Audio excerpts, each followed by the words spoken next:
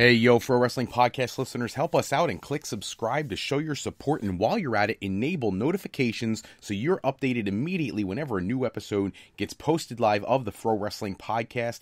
And while you're at it, if you are sick and tired of spending $60 to $100 for the latest and greatest wrestling video game, stop immediately and go to Wrestler Unstoppable, available exclusively through Facebook. Create your wrestler, sign contracts, get involved in storylines, headline pay-per-views, even build your own corporation, all included in Wrestler Unstoppable, available now to all Facebook users completely free. If you want to become a member of the Pro Wrestling Podcast family, you want your name in the shoutouts like our buddy Harold in St. Louis, our #1 contributor on Patreon, go to our Patreon page at patreon.com/Pro Wrestling Podcast and sign up today. And for the month of February, as we do every month, if you are a $25 a month contributor, you can co-host an episode of Going Live with me. And for our $10 a month contributors, you could be entered into a drawing for the winner to also co-host an episode of Going Live.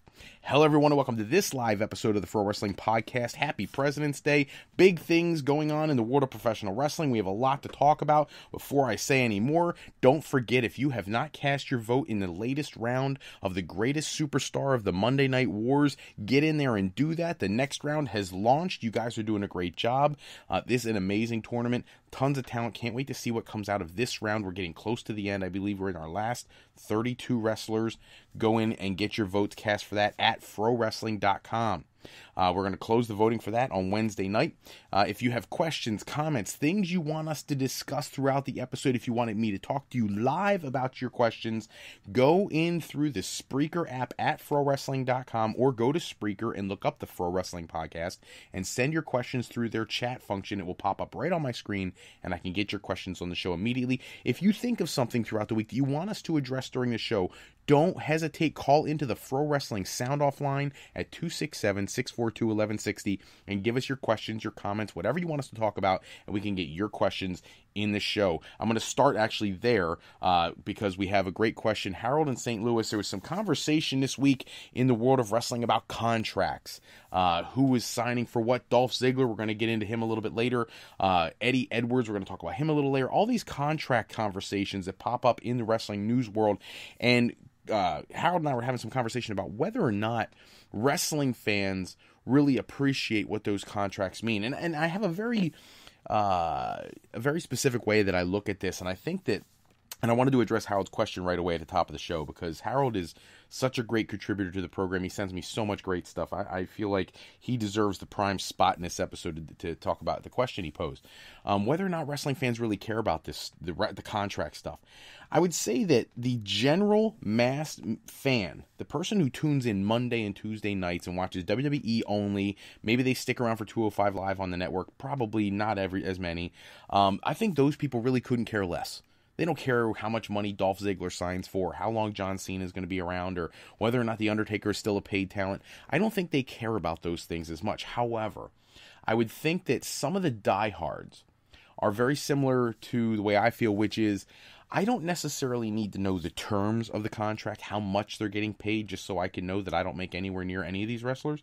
I don't need that. But what I would like to know is who is under contract and how long are they under contract? Because here's the reality. If we're trying to be smart marks about this and we want to really be well educated about what's going on in the world of professional wrestling, we need to know, think about this. WrestleMania, when Brock Lesnar and Goldberg faced off for the first time at WrestleMania, was it 20 or whatever? You get the two guys in the ring, and everybody knew that their contracts were up, and it kind of destroyed the match because WWE was not on the cutting edge of letting their fans know things ahead of time. Nowadays, when a guy is going to leave the company, oftentimes, unless it's a last-minute thing like Enzo, oftentimes it's planned out ahead of time. They're written out of storylines. Jack Swagger hadn't done anything meaningful in months. Adam Rose hadn't done anything meaningful in months. Damian Sandow, people like that. And when they leave, there's no impact on the storylines because they let them go over time. In the NFL, Major League Baseball, places like that, especially the NFL, and I'll focus on that. In the NFL, a football player signs a contract. Outside of the guaranteed money, nothing's guaranteed for that guy. Having a contract means nothing. In the world of professional wrestling, it's different. If you have a contract, you have a downside guarantee. You're going to get paid a certain amount of time. And when WWE takes you off television, like Neville right now, Neville is still a contracted WWE talent. To me, I find it fascinating that they're paying a guy his downside guarantee to stay home. and not come to the shows because they refuse to let him go, hoping they could work something out, but he doesn't seem interested in coming back. So it's a very unique and strange dynamic in the world of professional wrestling. But when it comes to all the other contracts, the Dolph Ziggler thing, I'm thrilled to know that he has a 2-year deal. And that's one of the stories we're talking about today. Dolph Ziggler has a brand new 2-year contract, so he'll be sticking around. Now, he had been teasing back in October and November about leaving and going to New Japan, but apparently that's not the case now. He's got a 2-year deal. They said that it's for about $1.5 million, much less dates, just a very different type of contract. Now, there are people who are questioning whether he actually is getting 1.5 or if he's getting less than that per year. But at the end of the day, I don't care about the numbers. I care about the time. So I think I do want to know the time. I don't care about the money. If it's an NFL player or baseball player, yeah, I want to know the money too, because I want to know if I should be booing somebody who's out there and not giving it their all and they're getting paid millions. But in pro wrestling, it's very different. The storylines are designed, the people are pushed. It's not something where their effort is going to necessarily bring them a world championship. So it's a little different. I just want to know who's going to be around so I can think about what they're going to plan and book going forward. So, and I hope, Howard, I hope that answers your question, at least my perspective on it. Thank you for giving me the question. I appreciate it. Love to get everybody's questions on here. So if you have something, shoot it to me. I love addressing the listener concerns because you guys are the ones who make this podcast possible. The big reason that I wanted to give you guys an episode over the weekend, had some issues in my personal life, but I wanted to get something out there right away, is the breaking news today that Jeff Jarrett, as we have been hypothesizing for a couple of weeks now, Jeff Jarrett is inducted into the WWE Hall of Fame. He is going to be in this year's class. I got the breaking announcement on my phone. If you have the WWE app in your phone, Android or iOS, it'll tell you all the news, and I got this thing this morning. It says Jeff Jarrett officially being inducted into the WWE Hall of Fame. Congratulations to Jeff Jarrett. I think it's overdue. I really do. Because I'm not expecting people to think he's the greatest technical wrestler in the history of wrestling, but one, his championship accolades speak for themselves. The guy has held many championships in many places, and yes, in TNA, he was the booker, so he made himself a star. That's no different than people like Jerry Lawler or anybody else who ever ran their own promotion, so I don't hold that against him. But what I do think is he's one person who stepped up when WCW folded and created a new entity that is still going today, despite the fact that it's changed form a couple times. It's still going because of his initial vision, and he made a real go of this. And I'm not going to say he was ever a competitor to WWE. He was not. What he was an alternative for a diehard wrestling fan, and he gave something beautiful back to the wrestling community in creating Impact Wrestling, especially early years of TNA Impact Wrestling, where we got to see the first time ever matches like AJ Styles versus Christopher Daniels, Samoa Joe and Kurt Angle, and he going against just about everybody, Diamond Dallas Page, and just all these different people that you didn't necessarily think would make it to WWE. Abyss is one of my favorite wrestlers of all time in TNA. If he hadn't made that strive to create Impact Wrestling, who knows if we would have ever been introduced to a character like Abyss. So I think Jeff Jarrett going into the Hall of Fame just based on TNA is enough to get him in. If we got people like Coco Beware in there, Jeff Jarrett belongs in there. Not to mention multiple Intercontinental Championships, multiple WCW and NWA World Championships. He deserves to be there. Congratulations to Jeff Jarrett. One of the other big things this week, keep your eyes on the news for tomorrow. Chris Jericho is calling it a mega announcement that tomorrow he'll be making a huge decree about the Cruise of Jericho. We expect it'll be an announcement of what the main event for the show will be. I'm very excited to hear this. I'm pulling for the rematch, Chris Jericho versus Kenny Omega, to headline the show. I'm hoping that comes together. If not, I'm thoroughly confused what it's going to be. I think it's obviously going to be about some major match taking place at the show, and it'll be interesting to see what they do with that. I did see that Disco Inferno is already signed up for a match there. It's the only match that I've seen announced. I don't remember who he's going against. It's a independent wrestler, but it should be exciting that the card itself should start coming together very soon. Speaking of cards, one of the other big topics this week in the news is WWE returning to the co-branded pay-per-view format. So we had the brand extension way back in the day. We did drafts. We had separate brands for a while, only coming together at the big shows each year. Then we came back together and we unified the championships again, and we ran that for a few years. Then we brand extension again, and we separate again. And then now, only a couple years into that extension, we're going back to bringing the brands back together. I'm not saying that Raw and SmackDown will unify and we'll have everybody on every show again. I don't think we'll see that again. But it looks like the pay-per-views, instead of being 3 hours for some crappy pay-per-view that they throw together and give us the same stuff we saw on Monday night for the last 8 weeks, now is going to be co-branded and 5 hours long, so we can get some of the best matches from both brands on each pay-per-view.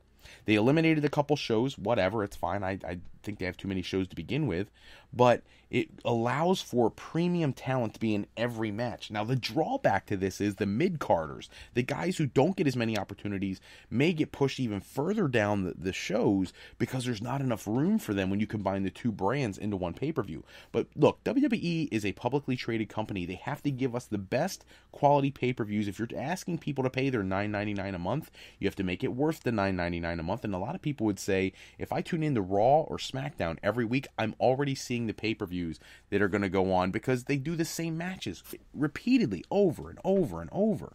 So I'm very much in favor of these co-branded pay-per-views being the norm again.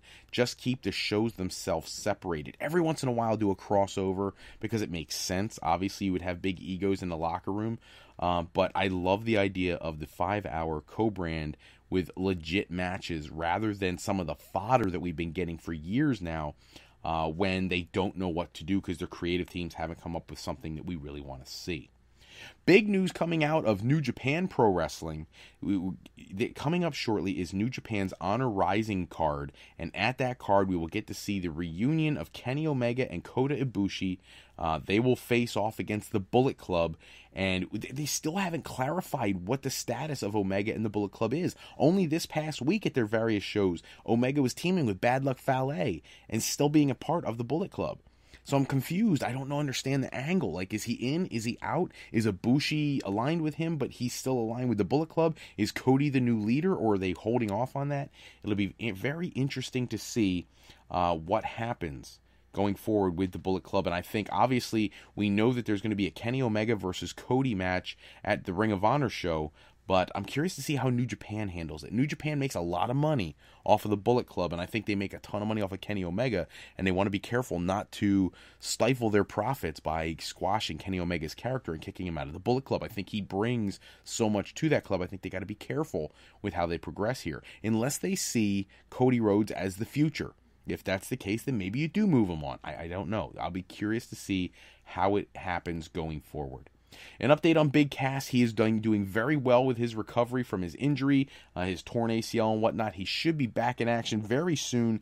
I would not be surprised to see Big Cass show up at the Andre the Giant Memorial Battle Royal. I think Big Cass may even be the one that they have win the Andre the Giant Memorial Battle Royal. However, one of the conversations that came up this week was about Goldberg. The WWE has been in contact with Bill Goldberg about potentially being in that Andre the Giant Memorial Battle Royal and having Goldberg win. And the reasoning behind this would be that if you look back at the different people who've won the Andre the Giant Memorial Battle Royal in the past, the Cesaros, the Baron Corbins, the Big Show, people like that, they haven't really done anything with their win. Mojo Rawley, they haven't turned into new megastars. So rather than using it as a launching pad for a new star, because clearly that hasn't worked, perhaps you use it as one of those opportunities to bring in a surprise, a shock value star who wins it. It adds some credibility to their long career, but it also doesn't take away from the wrestlers on the current brand. Put them, the people you want to push, put into more high profile matches and let somebody like a Goldberg come in and win this thing. Now, I would actually prefer to see Big Cass win it. I think when you got a 7-foot tall guy who you're looking to push in the future, he's custom fit for this battle royal. I think the Big Show, will, if he's able to, will make a return for that match. And a few other talents, maybe Mark Henry. There's been talk about Mark Henry and what his in-ring career future is. Apparently, he will not be involved in storylines going forward until his contract runs out, and then he'll become an ambassador all the time.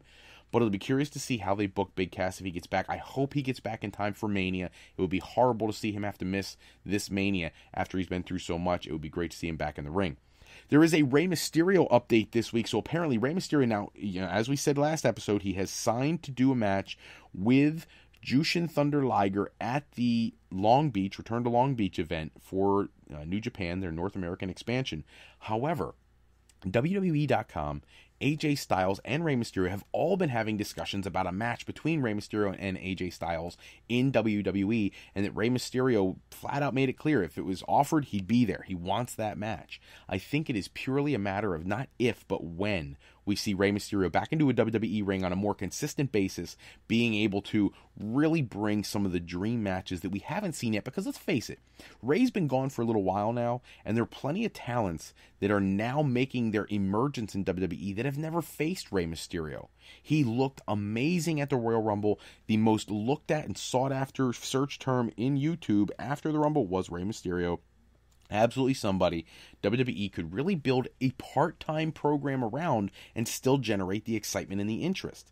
And I don't understand, when you've had all these part-timers over the last several years, why Rey Mysterio couldn't get a deal very similar to that. Not to mention his son looking to get into the business. You could be bringing in a talent in your developmental territory to follow in his father's footsteps and really make sure that you get yourself a long-term investment locked down as well. I think it would be a great idea. Mahabali Shera, a wrestler from Impact Wrestling, I thought was underused in Impact Wrestling. The guy can really go in the ring, has now reported to the WWE Performance Center. And the reason I bring this up is not because he's the biggest signing in the history of WWE free agent announcements. It's not. It's that they continue to do something that I've been waiting for a while. And I know some people hate it, but I love it. Is that tells me that someone like Triple H and William Regal are scouting the indies and the other brands, and they're aware of what's going on elsewhere so that they can recruit talent to WWE and foster the growth of their brand. It should be very obvious that Triple H is strategically positioning himself to take over the main roster of WWE at some point in the future. Vince McMahon is 73 years old. The guy's not going to be around forever, and he's got this new project with the XFL going on. It would make a lot of sense now that Triple H has taken over both NXT and 205 Live, and he's such a student of the game, no pun intended, that he should be the next natural progression to lead WWE in Vince's absence if Vince is busy doing other things. And this tells me that he's been paying attention to Impact Wrestling. He knows the talent of Shera, and bringing him to WWE is just another great grab for the WWE talent pool. At some point, we're going to get to where we have too many people at NXT. What do you do then? Do you create yet another brand? Why not? You're a multi-billion dollar corporation with an unlimited amount of talent. You really could run the industry and continue to bring in big stars to create some of the best matches in the history of the business. However, one star you will not be bringing in is Eddie Edwards. He has signed a brand new contract with Impact Wrestling, which I love because he will be a focal point of their brand going forward. Everybody who's watched Eddie Edwards wrestles knows he can hang with the big dogs. He can hang with the Bobby Lashleys, with the Alberto Del Patrons and those people of the world. And he can also put it down with the X Division and the cruiserweights and people of that size. He is worldly talented, one of the most underappreciated talents in all of Impact Wrestling. And it'll be great to see him in their brand going forward, hopefully helping that brand grow. That brand needs to grow. The other big news in WWE terms this week was all about Rob Gronkowski. Rob Gronkowski has not announced what he's going to do coming out of the Super Bowl. The Super Bowl loss to the Philadelphia Eagles. Go Birds. Just saying.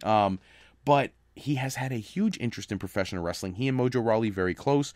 Mojo Rawley coming out saying that it's a matter of if, when, not if, he'll be in WWE. And now the news broke this week that the WWE is willing to pay Gronkowski a similar deal to what they offered Ronda Rousey because of his mainstream appeal. And look, I know there are people out there who think that it's ludicrous that Rousey and Gronkowski get this kind of money, huge dollars to come in because they're mainstream. But again, WWE is not trying to just attract the diehard wrestling fans. They're trying to bring people from the mainstream media attention and bring them to their product. That's what made the Monday Night Wars successful.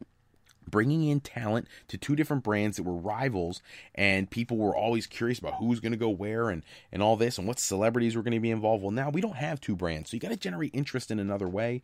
Rob Gronkowski, Ronda Rousey, people like that are exactly what they need to make this happen. And if he decided to step away from football, I could easily see him making a transition to wrestling. Now, the only issue I have, because people are talking about this like it's going to happen right now, I don't see that, only because he played at an extremely high level this year, and he has a $10 million contract for this year with the Patriots. I think he will stay this year and potentially leave next year. We'll have to wait and see, but it is interesting to keep an eye on the Rob Gronkowski situation, because he's itching to get into that ring and be a star in World Wrestling Entertainment. Somebody else who's already a star, who I'm thrilled to discuss, is Seth Rollins. The conversation has come, what are we doing with Seth Rollins at WrestleMania? We already know that it's going to be Roman Reigns and Brock Lesnar. That's been set in stone since last WrestleMania. We know it's going to be AJ Styles and Shinsuke Nakamura, and that was set in stone months and months and months ago. So what do you do with Seth Rollins? Every tag team partner he gets hurt and is gone for months, so that's probably not going to happen. There is still a small chance that Jason Jordan comes back in time to be his opponent at Mania, but that's actually not the excitement that I've been hearing all week. And the new exciting news has been that they are planning on, if this Jason Jordan thing does not come together, which I'm hoping it doesn't, that he'll get an opportunity to face Kurt Angle at WrestleMania. And I am thrilled for that. I think that would be a huge opportunity for WWE. I think that he would put on an amazing match with Kurt Angle, who could go with anybody. Kurt Angle, easily one of the greatest technical wrestlers in the history of wrestling, period. And it'll be interesting to see how they plan that strategy out. Does Kurt Angle play the role of the heel? Is he the babyface, and does Seth Rollins start trash talking his kid? Is it just a face-on-face match? I don't care how they do it. I would like to see that match, because that's one of those, I don't want to say it's a dream match, because I don't know that before this I ever thought about it. But now that we have, I'm fascinated with the possibilities, and I can't wait to see if they make that match happen. I would like to see that far more than Jason Jordan. Do Jason Jordan at SummerSlam. For this, I'd rather see Kurt Angle and Seth Rollins at WrestleMania. An update on Rich Swann. They were discussing, WWE and Rich Swann parted ways mutually earlier this week. He has already been announced for 3 House of Hardcore events, one in Indiana, one in New York, one in Pennsylvania. He should be a huge get for House of Hardcore. And here's the thing. I got people who have sent, I got messages that when he first was in trouble about, how could WWE not fire this guy right away? As it turns out, no charges were filed. Charges were brought, but they were dismissed. And in our system of government, you are innocent until proven guilty. They couldn't prove anything, so he has to be treated like he did nothing wrong. That's the way our system is designed. He had a fight with his wife.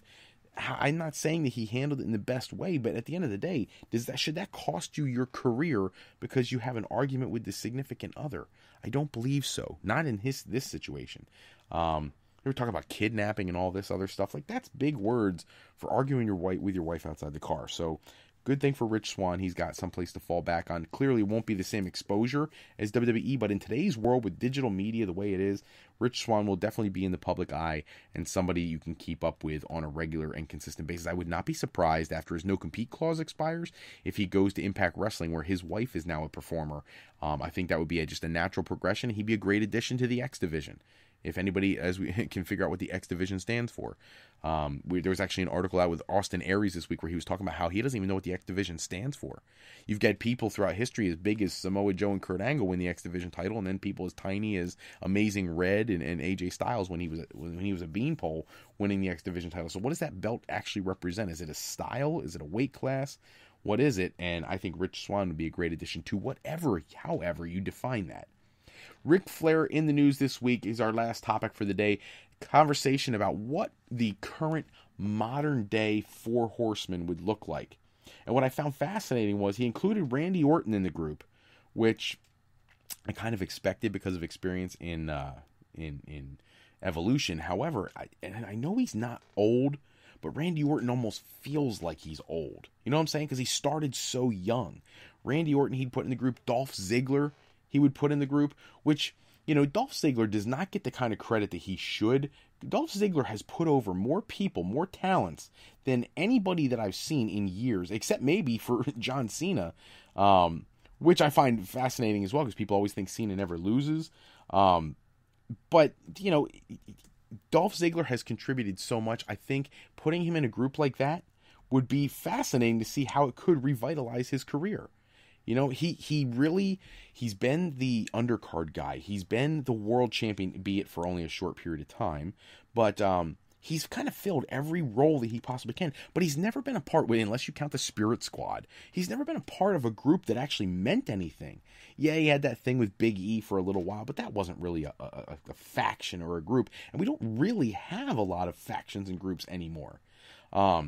He also added Seth Rollins and Roman Reigns being a part of the group. I don't know if I'd want to see Rollins and Reigns in another group outside of the Shield. So that was the only flaw I saw in his booking of who these new 4 horsemen would be.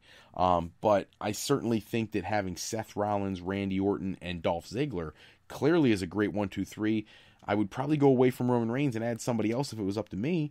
I don't even know if I would add Seth Rollins to that mix. I would pick 2 young, unestablished guys, because that was always the thing with the Horsemen. There was always the young guys. And you think about Evolution too. You had Triple H and Ric Flair, who were the established stars, and you had a young Randy Orton and a young Batista. I would like to see them take 2 younger guys. So if you had the Dolph Ziggler, the Randy Orton, and maybe an Elias, and then maybe somebody else that you're trying to cultivate and bring up and make a main event star who isn't quite there yet, and I'm not entirely sure who that would be, maybe a Ty Dillinger or somebody on that level, I think that would be more effective to the model of the Horsemen. But either way, I couldn't care less. I think it's great conversation that Ric Flair is even discussing these things and keeping the relevance of the Horsemen alive even today. That's all the time we have for this episode. Check back with us next episode. We'll run down all the latest wrestling news and rumors. Special thanks as always go out to bensound.com and purpleplanet.com for producing all the music and sound effects that we use in every show. Today's podcast was sponsored in part by Beazle Games. Bringing a new friend to family game night is easy with sketchy people. Showcase your artistic side in this new game from Beazle Games by going to www.frowrestling.com and clicking on the icon in the middle of the screen to pick up your copy today. And AlleyRepair.com. Contact Alley Repair today for servicing of all your classic skee-ball, pinball, and arcade game needs. If you're looking for your next career move and you're considering college, university life, or you just need some formal training for your next career decision, go to our other website at www.frolifeplanning.com for all your higher education needs, as Fro Life Educational Planning is for today, for tomorrow, and for life with Fro Life. I'm Fred Froelich, better known as Mr. Fro. I want to thank you for taking a few moments with us today. If you're looking for more wrestling news and rumors, go to www.sportsjunkies101.com for the latest articles on the world of professional wrestling. Until next time, take care, everybody, and have a great night.